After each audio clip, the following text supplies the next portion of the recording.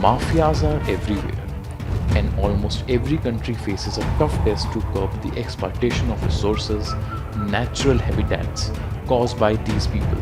Though administration tries to keep a check, but no one knows till where this nexus lies.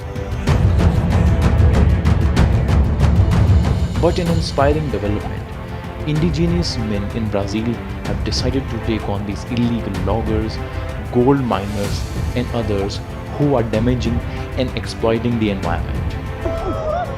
With high spirits and by dancing, singing,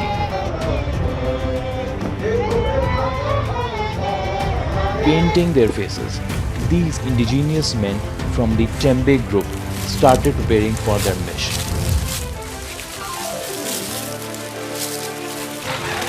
Heading on motorbikes, carrying backpacks, guns, chainsaw, around 40 men of the Ka Azar Guardians of the Forest Patrol have begun on a mission to save the forest land from these mafias.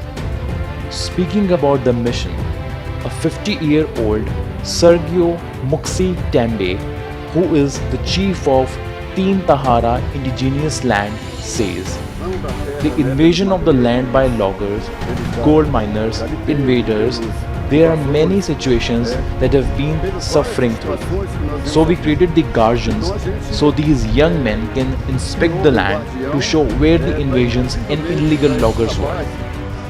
While patrolling the area, they also have to clear out fallen trees, logs left by illegal loggers to obstruct their path, making their journey twice as long.